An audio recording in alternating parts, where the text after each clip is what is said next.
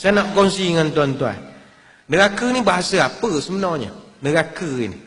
Dalam Quran mana ada perkataan neraka? Tak ada. Dia neraka ni asal daripada bahasa Sanskrit dan juga bahasa India yang lama, iaitu naraka. Naraka. Yang mana dalam mitologi Hindu, naraka ini dilukiskan sebagai satu raksasa yang sangat kejam. Kalau ikut mitos dia, dia adalah putera yang datang daripada bumi, yang dilukiskan sebagai wanita cantik bernama Pertiwi. Oh, sedap cerita kan? Pertiwi. Naraka ini dia lawan-lawan, akhirnya ditewas di tangan ayahnya sendiri yang bernama Wisnu. Yang mana Wisnu ini dipuja oleh umat Hindu sebagai dewa pemelihara dunia. Saya ingat bahasa-bahasa itu semua dah jadi bahasa Melayu dah. Pertiwi, Naraka, surga pun nanti saya akan terang lah, juga bukan bahasa, semua bahasa lama-lama. Dia punca bahasa Sanskrit ni banyak kita pakai. Dia ada kaitan dengan dakwah Wali Songo juga. Wali Songo ni dia dakwah bijak, dia cerdik. Pertama dia dakwah tak banyak cakap macam kita sangat, ceramah semena korang, dia tak dan nak buat kerja begitu. Dia dakwah bilhal. Bilhal. Kita dakwah buat hal. Ajak gaduh siang malam buat hal. Dia bilhal. Jadi dia banyak praktikal. Wali Songo yang paling terkenal Sunan Kalijaga lah, atau Sunan Kalijaga. Sunan Kalijaga ni banyak perkataan-perkataan daripada ajaran lama Hindu Buddha ataupun ajaran Kapitayan, dia kekalkan sampai sekarang kita guna. Antara yang terkenal dalam bab ibadat lah, puasa. Puasa bukan bahasa Arab. Bahasa Arab panggil saum. Kok mana mari puasa? Puasa amalan orang-orang Kapitayan dulu. Kapitayan ni agama lama Nusantara. Saya ingat kita punya moyang dulu sebelum Islam datang, Kapitayan juga. Kapitayan ni Tuhan dia tak nampak. Dia punya akidah tan kena pengoyok. Kalau kita laisa kamitslihi syai'un, Tuhannya tak kelihatan. Tak tahu benda rupa Tuhan dia. Jadi masa tu Sunan Kalijaga masuk jarum. Dia kata, ya dalam Islam Tuhannya pun enggak ada. Tuhannya pun tak kelihatan, tak bisa digambarkan. Surung, tan pengoyok, enggak boleh diperkirakan, kata dia gitu kan. Itu yang dia masuk jarum. Jadi daripada itu Tuhan dia nama Sang Yang Taya atau Sang Yang Taya. Jadi untuk ibadat solat dia kekalkan perkataan sembah yang. Yang itu siapa? Sang Yang Taya. Nama Tuhan Kapitayan, sesembahan dia. Ketika dia cadangkan penggunaan nama sembahyang, 8 wali yang lain marahlah. Takkan kita nak kekal bahasa lama, Syekh? Syirik tu, tukarlah perkataan solat. Orang Jawa nak menyebut solat ni susah. Solat, auzubillah ni memang susah betul nak sebut solat. Solat leceh, semua liu menyebut solat. Jadi dia kekalkan saja sembahyang. Lagipun kan akidahnya tan kena pengoyok, enggak ada kelihatan. Bincang-bincang lulus. Sampai sekarang kita guna sembahyang. Sampai sekarang. Kok tak nak guna pun lepas ni tak apalah. Tapi itu sejarahnya. Begitu juga puasa. Puasanya puasa dino pitu. Amalan tidak makan seminggu 2 kali. Kapitayan. Dikekalkan puasa dino pitu menjadi puasa. Sampai sekarang. Termasuklah istilah-istilah agama. Naraka. Sorga loka. Semua istilah-istilah yang dikekalkan. Sampai peringkat kalau Sunan Kudus dekat Jawa Tengah, orang Jawa Tengah sampai sekarang tak makan lembu. Sampai sekarang. Dia jaga sensitiviti penganut Hindu. Tak makan lembu, makan kerbau. Kerbau dia makan. Tu kalau pergi ke Jawa Tengah, ada satu kedai soto Pak Sogeng. Memang terkenal betul Pak Sogeng ni. Kalau tanya, Pak, soto sapi ada enggak? Saja tanya, soto sapi enggak ada. Soto kebok ada. Pak, pindang sapi ada? Enggak ada. Marah dia kalau kita tanya ada jual lembu.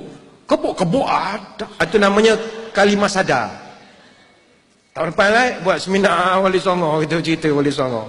Buat seminar Wali Songo, kita cerita Wali Songo. Jadi itu asal-usul, nak cerita asal-usul perkataan neraka tadi, naraka tu. Pahaman tentang neraka ni pun banyak. Pernah sekali tahun 2010, channel History dalam Astro, channel History Channel, dia ada buat tayangan perdana isu neraka. Ada. Dia panggil The Gates of Hell. Beberapa pintu neraka yang dipercayai adalah neraka yang merupakan entrance to the hell. Dia orang beritahu, ini channel history, ini channel bukan channel main-main punya channel. Channel history, National Geography, ini semua channel orang buat kajian. Dia ada research, dia ada skrip, panel skrip dia apa semua. Jadi kalau mungkin yang tak sempat tengok, boleh cek lagi dalam YouTube. Dia orang ada channel tu punya channel. Jadi boleh tengok dalam tu. Dia orang ada sebut tentang ada 13 tempat di atas muka bumi ini yang dipercayai sebagai entrance to hell. Bagai contoh, beberapa kawasan kawah-kawah gunung berapi di Nicaragua, di Greece, di Iceland, di Ethiopia, di Ireland dan macam-macam. Memang mengerikan, sangat mengerikan. Kalau dalam YouTube ada satu channel tu kita boleh tengok 8 minutes in hell, 8 minit dalam neraka. Kalau tak insah lagi tak tahu lah. Walaupun itu bukanlah neraka, tapi mengerikan jugalah, mengerikan. Dekat Singapura ada satu tempat orang selalu singgah, Haw Par Villa dekat Pasir Panjang. Orang Singapura panggil Ho Ban Ho. Siapa ada rezeki pergi ke Singapura, tanya saudara mara sana dekat mana Ho Ban Ho. Jangan sebut Haw Par Villa, dia orang tak faham. Ho Ban Ho dekat dengan Pasir Panjang. Dia ada pameran mitos kepercayaan masyarakat Cina, The Chinese 10 Courts of Hell. Pahaman Cina tentang neraka macam mana. Neraka ini ada satu penjaga juga nama Nioto. Nioto ni kepalanya macam lembu, dan satu lagi Mamian. Mamian ni muka macam kuda. Jadi panjanglah dia akan bawa kita. Kalau orang zina, apa neraka yang menunggu dia? Menyeramkan jugalah. Jalan. Walaupun dalam hati kata, ini pahaman agama orang. Ngeri dah rasanya ni. Bayangkanlah yang agama kita cerita siang malam. Neraka yang menyulang-nyulang apinya, maka akan gini-gini. Ngeri jugalah, ngeri juga. Tuan-tuan sekalian, neraka panjanglah, sangat mengerikan. Kemudian dalam ayat itu juga Allah Ta'ala bercerita tentang surga. Surga. Kenapa dia mulakan neraka dulu baru surga? Sebab neraka ni perik sangat, dia punya azab. Surga tu memang nikmat, tapi Tuhan nak suruh kita jadi baik. Khafidatun, diturunkan, nanti baru kumpulan yang akan dinaikkan. Ada satu kajian tentang panasnya api neraka ini yang menyebabkan kita kalau tak insaf lagi tak tahulah tuan-tuan. Ada satu kisah ni saya pernah dengar dalam satu ceramah. Riwayatnya saya tidak pasti, tapi okeylah, boleh direnungkan. Diceritakan satu hari Allah utus malaikat Jibril untuk berjumpa dengan malaikat Malik. Malik ni jaga neraka. Tujuannya supaya Jibril pinjam sedikit daripada api neraka untuk diberikan untuk keperluan Nabi Adam di dunia. Maksudnya Nabi Adam dipersilakan ke dunia. Kita tak panggil dicampak lah, dipersilakan. Dia Nabi kan. Dipersilakan ke bumi, ke dunia. Nak hidup, survive masa tu mana ada apa-apa.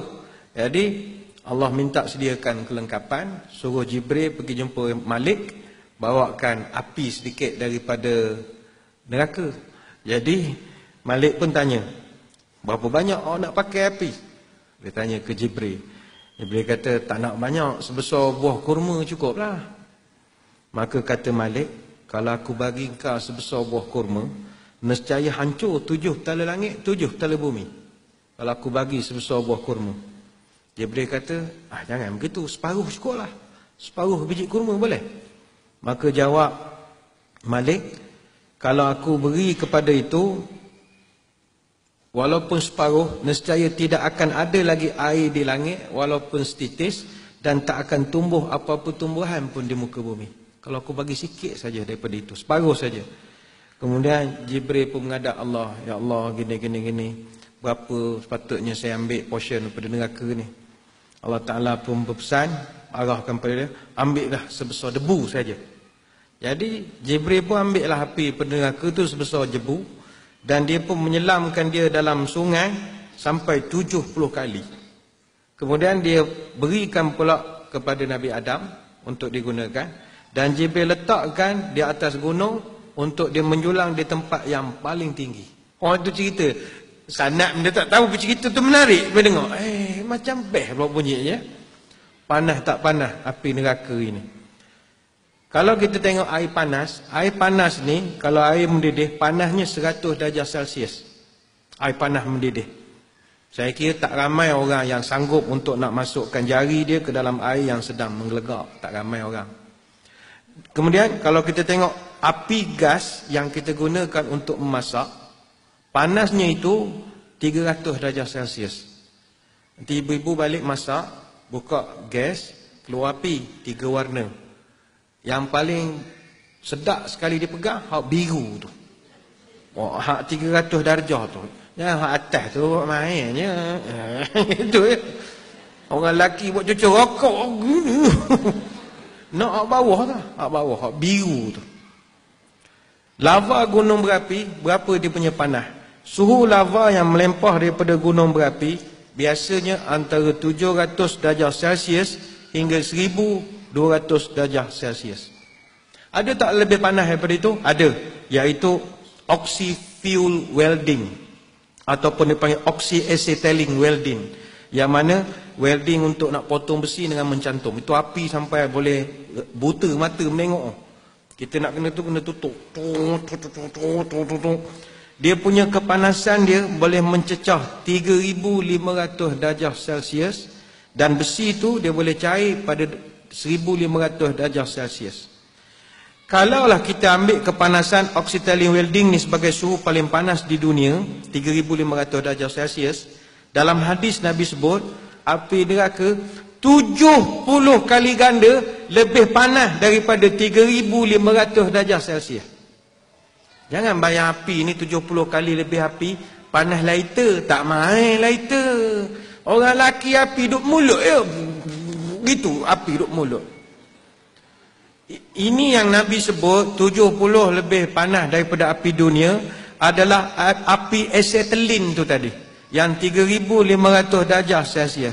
Maka kalau kita buat perkiraan 70 kali ganda lebih banyak, api neraka dia punya suhu 245,000 darjah Celsius. Nak samsing lagi dengan Allah Ta'ala? Tak payah.